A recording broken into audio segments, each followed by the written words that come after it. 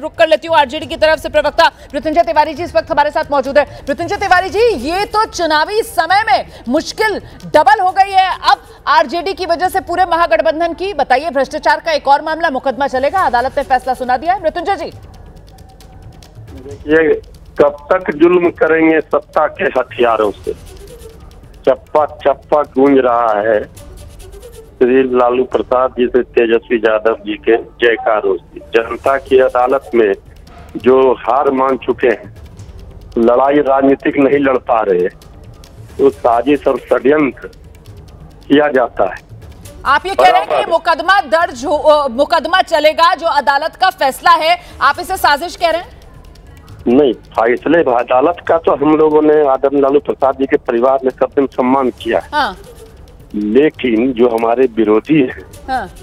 वो किस तरह से, इसके पहले भी आप देखिए, जो विपक्ष में है भ्रष्टाचारी है, जो बीजेपी से गले मिला लिया, हाथ मिला लिया, वो सब सदाचारी हो गए।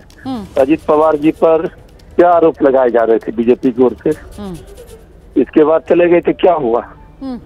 तो ये तो जो राजनीतिक लड़ाई नहीं ले पाते, गरीबों, शोषितों, वंचितों की आवाज को दबाने के लिए। पर सर, आपकी पार्टी का तो ट्रैक रिकॉर्ड खराब है ना सर।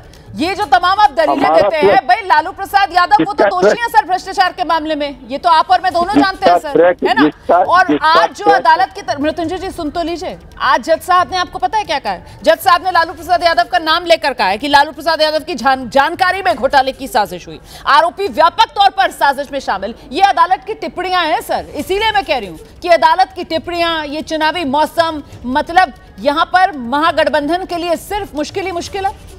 कोई मुश्किल नहीं, जनता सबको पहचानती है, सबको जानती है। गरीबों का बल है आदरणीय लालू प्रसाद जी, वंचितों शोषितों की आवाज है। इसको कोई दबाना चाहेगा, नहीं दब सकते हैं।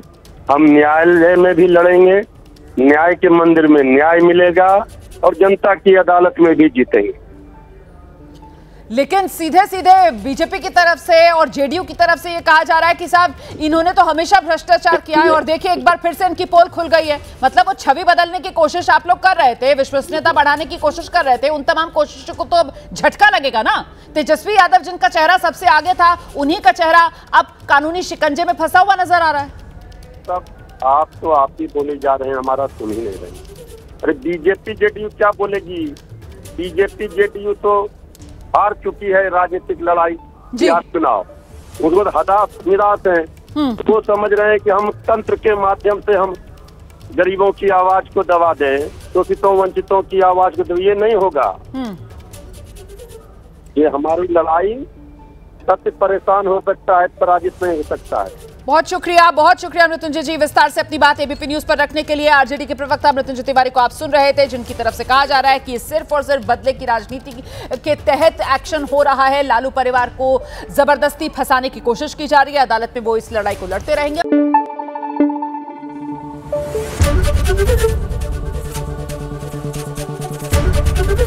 एबीपी न्यूज आपको रखे आगे।